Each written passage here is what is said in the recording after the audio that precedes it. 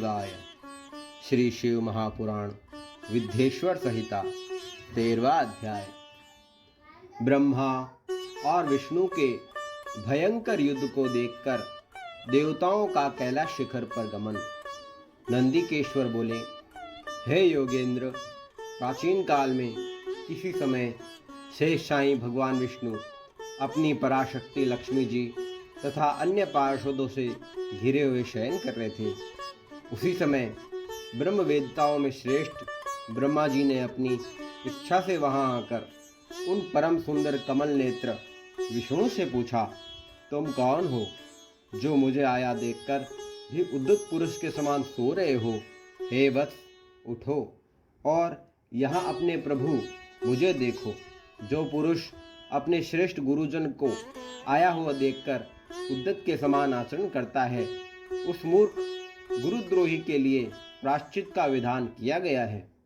ब्रह्मा के इस वचन को सुनकर क्रोधित होने पर भी बाहर से शांत व्यवहार करते हुए भगवान विष्णु बोले, हे वत्स, तुम्हारा कल्याण हो, तुम्हारा स्वागत है।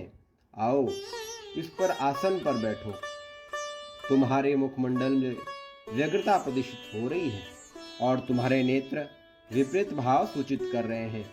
ब्रह्मा जी बोले, हे वत्स, हे विष्णु, काल के प्रभाव से तुम्हें बहुत अभिमान हो गया है। हे वत्स, मैं जगत का पितामह और तुम्हारा रक्षक हूँ। विष्णु बोले, हे वत्स, यह जगत मुझ में ही स्थित है। तुम केवल चोर के समान दूसरे की संपत्ति को व्यर्थ अपनी मानते हो। तुम मेरे नाभि कमल से उत्पन्न हो, अतः तुम मेरे पुत्र हो। तुम तो व्यर्थ बातें कर रहे हो।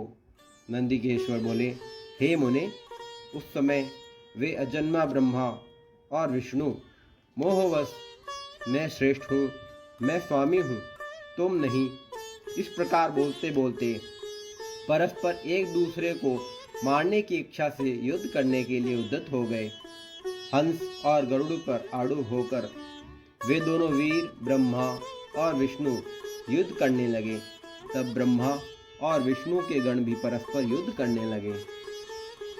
उस समय सभी देवगण उस परम अद्भुत युद्ध को देखकर इच्छा से विमान पर चढ़कर वहां पहुंच गए।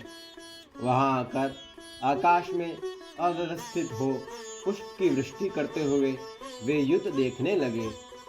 गरुड़ वाहन भगवान विष्णु ने क्रुद्ध होकर ब्रह्मा के वक्षस्थल पर अनेक प्रकार के असंख्य दुस्सह बाणों को और अस्त्रों के प्रहार किया।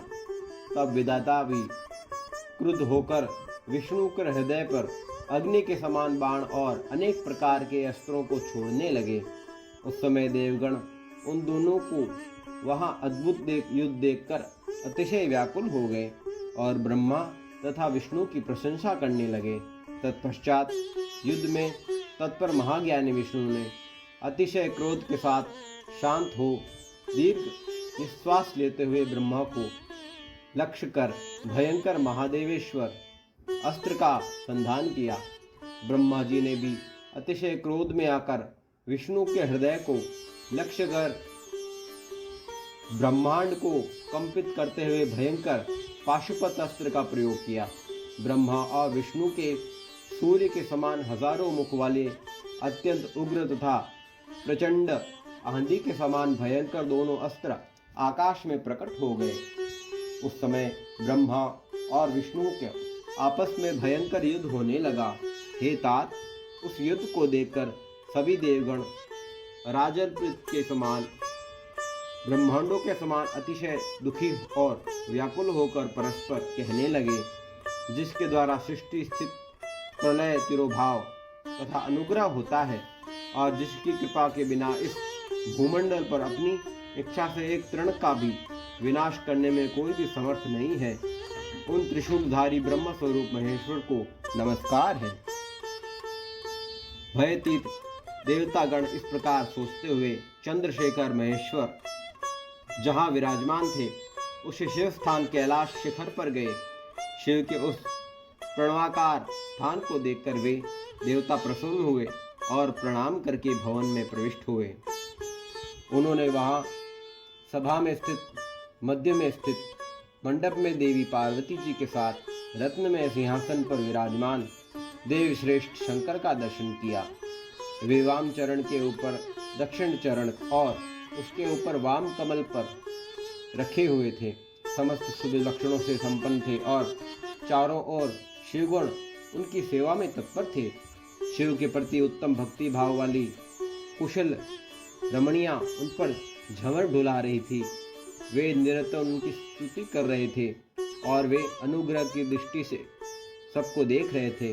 हे वत्स, उन महेश्वर शिव को देखकर आनंद श्रू से परिपूर्ण नेत्रों वाले देवताओं ने दूर से ही उन्हें दंडवत प्रणाम किया। भगवान शंकर ने उन देवताओं को देखकर अपने गणों से उन्हें समीप बुलाया और देव शिरोमणि महादेव उन देवताओं को आनंदित करते हुए अर्थ गंभीर मंगलमय तथा समुधुर वचन कहने लगे। ओम नमः शिवाय। विद्येश्वर संहिता 13वां अध्याय संपूर्ण हुआ।